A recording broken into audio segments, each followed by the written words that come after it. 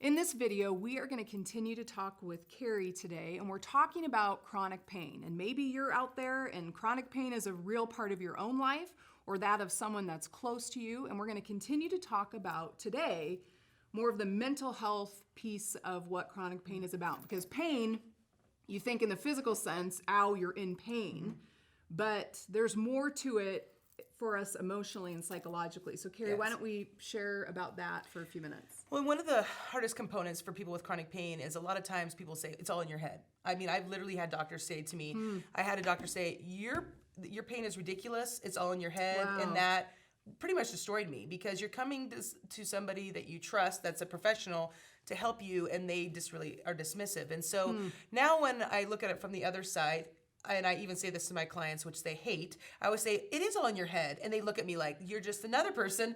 And then we sit down, I go, let's look at the images. And I literally put two brain images next to each other. And they'll go, oh my gosh. It I really said, is. so it really is in your head, but it's in the biology of your head. Right. And so with that, they can kind of, it's almost like this big relief comes off their shoulders, like, okay, I'm not crazy. Right. And I'm like, no, you're not crazy. This is a real thing.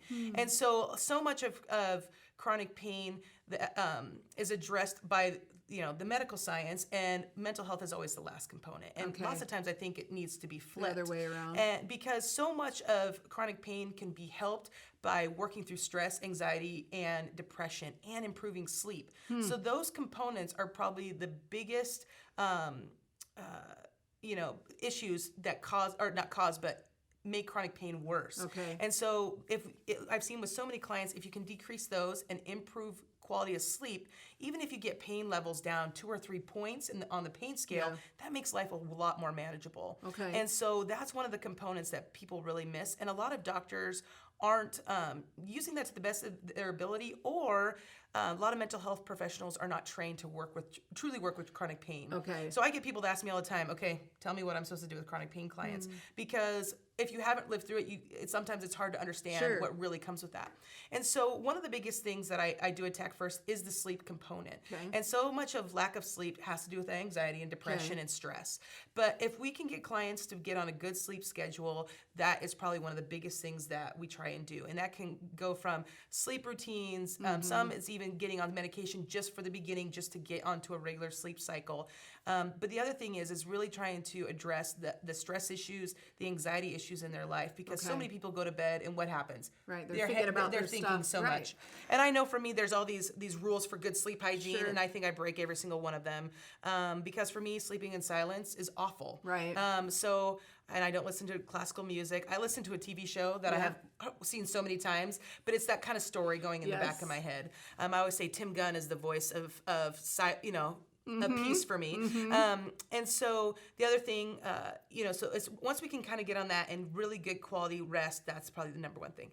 So we even will work on mindfulness stuff because we're really trying to get clients' brains to slow down when it comes to thinking about the past and the future. Okay. Because depression is always living in those thoughts of the past, and then anxiety is the future. And so many live in the what ifs, okay? Especially with chronic pain. We're thinking, what if I don't get better? What if my pain gets worse? And so we are constantly living in the, oh no, what if this happened? Okay, I have a quick question here, because that's very insightful to me. So what you were just saying is, give an example of what feeds the depression, that thought, and then what leads to their anxiety. That's really good. Help people understand that emotional component. Because people, depression and anxiety go together, and that's really hard to understand, because depression, you have that image of, I can't get out of bed, I'm so sad. Anxiety is displayed as, I'm so revved up, I can't calm down. But the thing is the depression comes from things that usually have happened that have been hard, and the anxiety is, we don't want to have that duplicated. Or am I ever going to be able to be free of it, maybe? Yes, it's that fear-based and worry.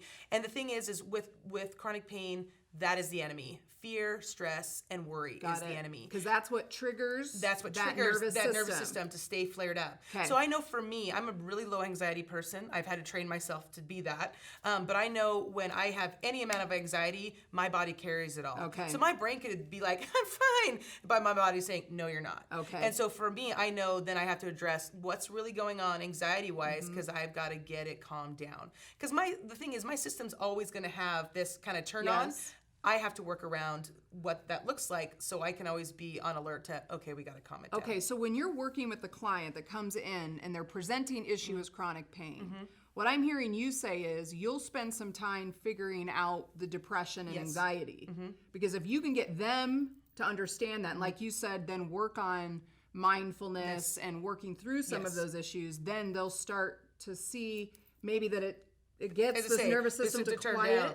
And I've had clients that it was a matter of just, I mean, honestly, I had a homeless client. Once we were able to get just the life situation under control, pain went from an 8 to a 3. Interesting. And so now that person is much more functional, getting a job, those type of things. Yes. And so it's not that the chronic pain wasn't real, totally real.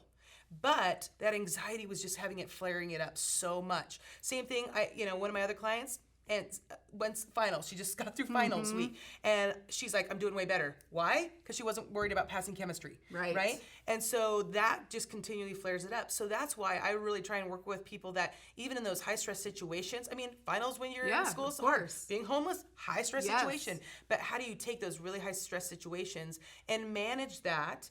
Because even though it's a high stress situation, being in pain is only going to make that situation right, worse. Of course. And then it's like one plays off the other. Yes. It's just a bad cycle. So, and that's why to get that broken down, and we talk a lot about just living in the right now, which is very difficult. Yes. I mean, because we're always distracted all the time. Even to think of, I got to go do my laundry later, or, oh man, I wish I wouldn't have had that fight with so-and-so before. Yes. So, and I actually describe it like playing Frogger, like the old school Atari Frogger, because I'm not very, mindful Zen person. Yes. It just never hit with me.